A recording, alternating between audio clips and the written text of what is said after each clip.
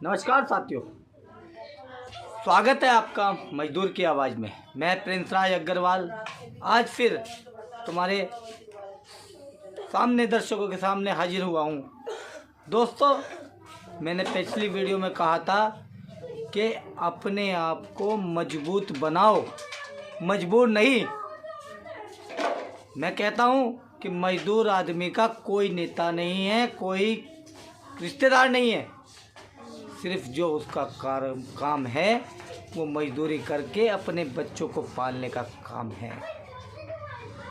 देश में अब क्या हो रहा है, नेता लोग अपना घर भर रहे, मजदूरों का कुछ नहीं सोच रहे। ना उनकी पेंशन है, ना उनका अधिकार है, ना कुछ है। सिर्फ अधिकार है तो इस देश पे सब पैसे वालों का है। मजदूर आदमी को तो पैरों की धूल समझ रहे अपनी, और मजदूरी वोट दे। अगर हम तुम मिल कर के एक दूसरे की सपोर्ट करेंगे तो जब ही साथ होगा, जब ही विकास होगा, जब ही हमारे बच्चे अच्छे स्कूल में पढ़ पाएंगे, जब भी हमारे बच्चों को रोज़गार मिल पाएंगे, नौकरियां मिल पाएंगी। इसीलिए कहता हूँ कि आप मजबूत बनो, मजदूर ना बनो। मजदूरी कर रहे वो हमारा काम है, पर क्या है, आने वाली पीढ़ियों को ये समझाओ कि मजबूत बनो, एक बनो और अपनी ताकत को पहचानो, ताकि आने वाला समय हमारा हो, हमारे हक की लड़ाई हो।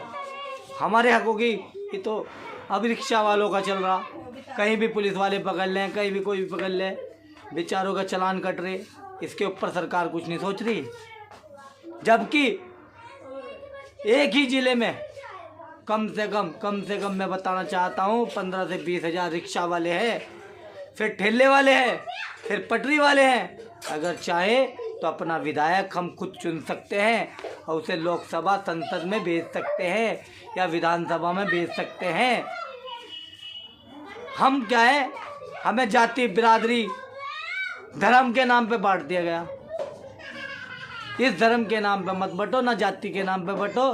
संविधान हमारा है, हम संविधान के हैं, देश हमारा है, हम देश के हैं।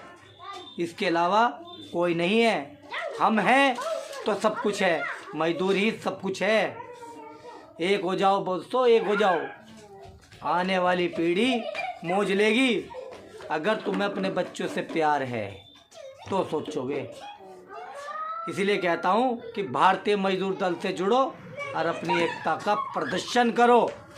हमें भीख नहीं चाहिए, हमें अपना हक चाहिए।